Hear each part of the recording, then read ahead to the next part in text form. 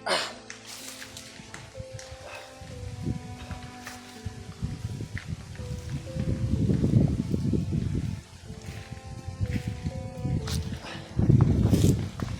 yun mga tol, isang mapagpalang umaga sa ating lahat. So, kakagising ko lang mga tol sa umagang ito. So, good morning sa ating lahat mga tol.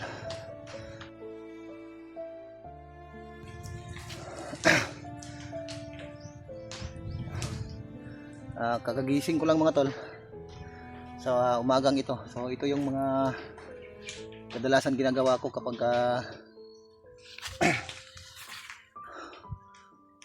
magising ako sa umaga, ay nagwa-warm up muna ako para lumalo yung mga dugo sa ating katawan, para mas mabilis yung circulation ng dugo natin. So ito mga tol, update lang ako para may ma-i-upload din naman ako mga tol kasi hindi pa kasi ako nakabalik doon sa kagubatan para hanapin yung bilas ko na siri at yung iba pa. So ganito mga tol, nakakalungkot mang isipin, napuntahan ko si Tatang.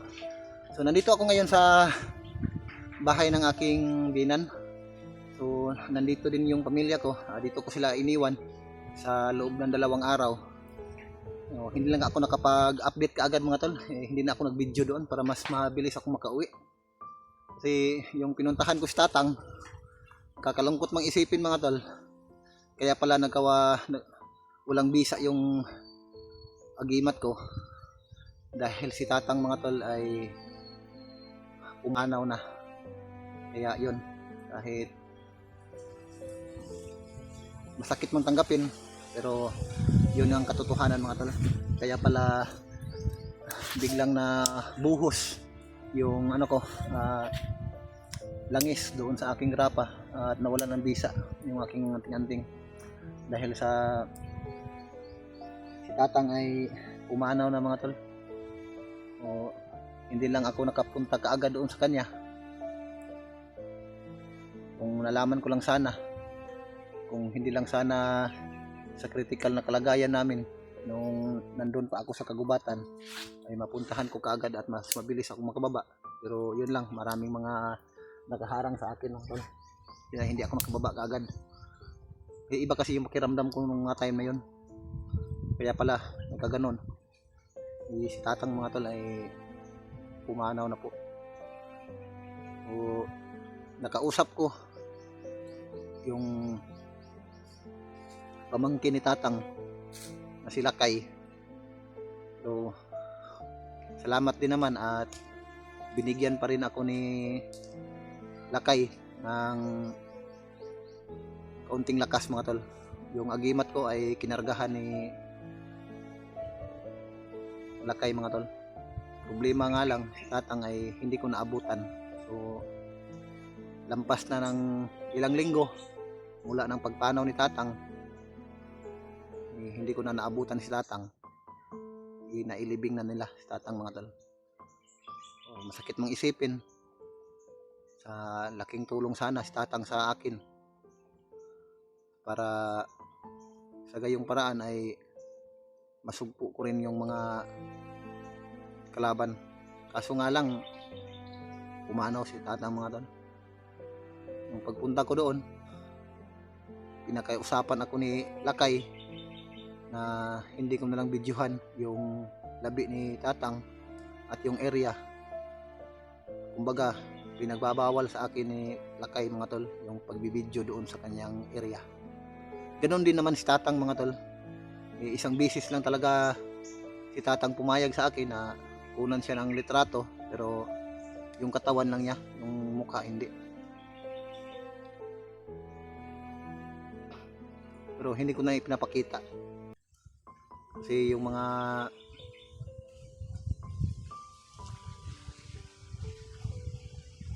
kasamahan kasi ni Tatang doon, may mga kasi si Tatang doon mga tol, yung pamilya niya nandun kasi sa area yon. Ayaw niyang i-expose yung niya, yung pamilya niya, pati yung lugar doon. Pero marami namang mga tao din ang mga nagpunta doon sa kanya, nagpapagamot. O nung bago pumanaw si tatang mga tol, kung nandun lang ako sa time na yon bago siya binawian ng buhay, isasalin sana ni tatang sa akin mga tol yung ano niya, yung kaalaman ni tatang. Kasi yun kasi yung sabi ni Lakay sa akin mga tol, na kung naabutan ko lang si tatang, sa akin talaga yun matransfer yung kaalaman ni tatang mga tol. Kaso nga lang hindi ko naabutan, pero hindi ko na lang tinanong si Lakay kung saan na isalin o na i-transfer ni tatang yung kanyang kaalaman. O alam ko naman na si Lakay siya yung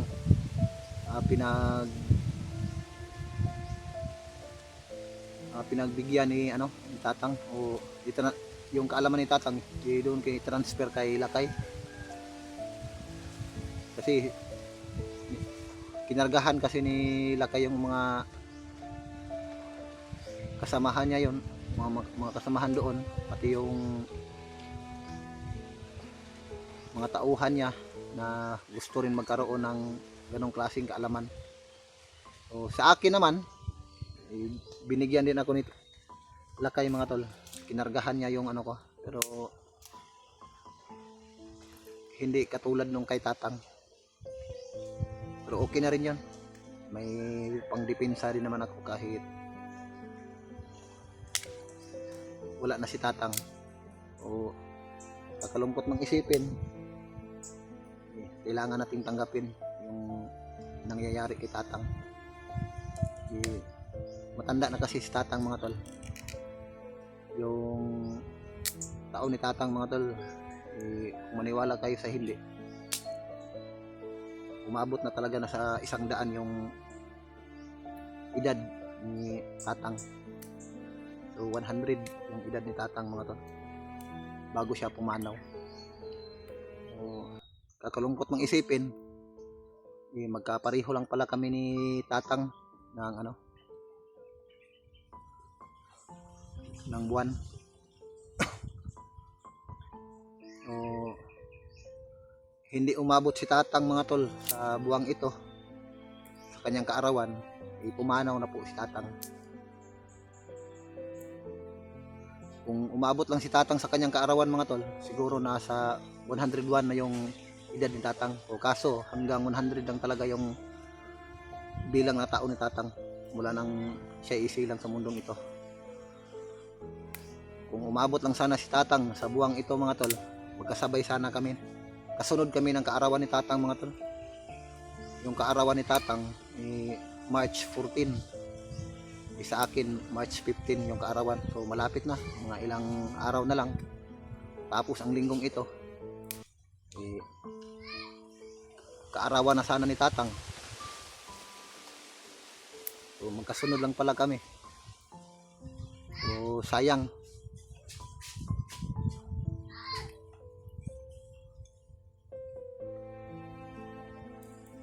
Oh,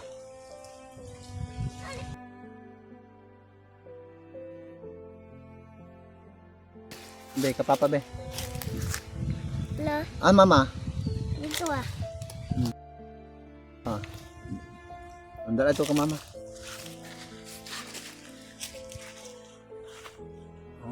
Umakyat ako doon sa area ni tatang mga tol. Hindi ko lang pinapaalam kaagad, so dito na lang ako nag-video. Kasi nung umalis ako, lumakad ako, marami kasing mga mahal nating tagapanood, mga nag-chat sa akin, o hindi ko na-replyan, o paumanhin sa inyo, no? Hindi ko kayo na-replyan kaagad. Yung iba, nabasa ko yung mensahe nila pero hindi ako nakapag-reply. Nakapag-reply man ako, minsan lang. So, pasensya na po sa inyo. Kasi inaasikaso ko kasi yung lakad ko dito mga tol. So, inahandle ko lang yung time ko, yung oras ko sa pamilya.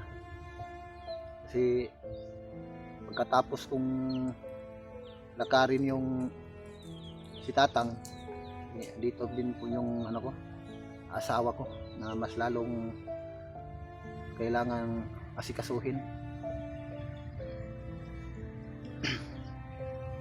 Kaya iniwan ko dito sa bahay ng aking binan mahigit 2 araw. O, nakauwi ako kanina madaling araw, mga banda 1:00 ng umaga. O, puyat ako mga tol. So, dito ako nakatulog. Katulad ng sinasabi ko kanina, ay kakagising ko lang. Oh, ano? Katungana ba o katungana? Oh. Oh, ibigay mo kay mama. Ibigay mo lang kay mama. Ha? Diba? Ano ba o? Apo. Oh. Nung nagkausap kami ni Lakay mga tol, nung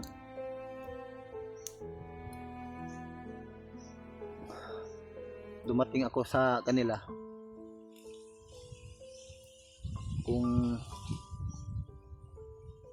gusto ko raw na lumakas pa, katulad ng sinasabi ni tatang, kailangan ko daw pumasok ng 6 na buwan doon sa kuweba na hindi lalabas, o hindi ko kakayanin yung mga tol. Sigurado paglabas mo, isa ka ng ermitanyo nun. Paglabas mo 6 na buwan, magtiitiis ka doon sa ilalim ng kuweba.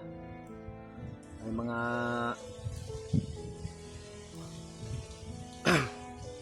daranasin mo yun. So, kung gustuhin ko man, hindi ko talaga kakayanin yun. Mahigit 6 na buwan hindi ka lalabas doon sa ilalim ng kuweba. May gagawin ka doon para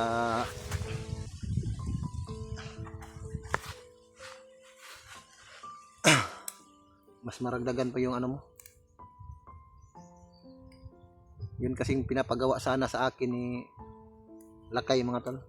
O, hindi ko kakayanin yun. Kung ako lang sana, kakayanin ko yun. Problema, sa loob ng 6 na buwan, kung doon ako magpaparaya sa ilalim ng kuweba, kawawa yung pamilya ko, magugutom yung pamilya ko kung gagawin ko yun. Kung naabutan ko lang sana si tatang mga tol, isasalin sana ni tatang yung kaalaman niya sa akin, so hindi ko naabutan. So, sayang lang. Kaya pala nagkawalang bisa yung agimat ko mga tol, dahil kay tatang ay pumanaw na pala. So okay na rin yun mga tol, dahil sa sobrang taas na ng edad ni tatang ay makapagpahinga naman siya.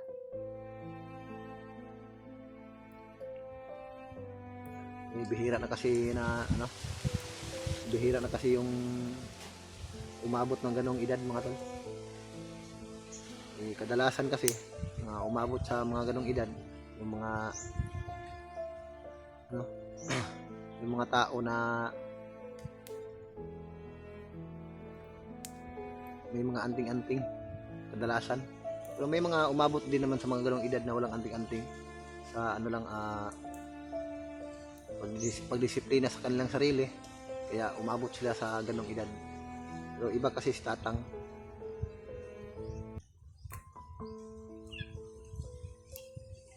kasi yung kasi niya, yung anting-anting lang kasi yan, yung parang dagdag lakas niya.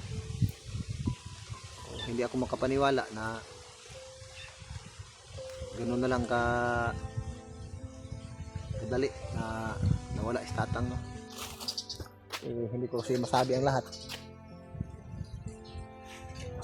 kasi hanggang ngayon ay pati ako nagdaramdam din ako mga tol, no? Sa nangyayari kay Tatang.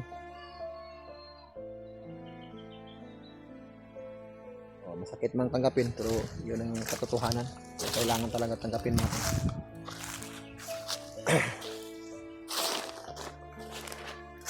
So yun mga tol, magandang umaga sa ating lahat, no? At maraming salamat sa inyo. Patuloy niyo pong walang sawang pagsuporta sa akin. Salamat po sa inyo.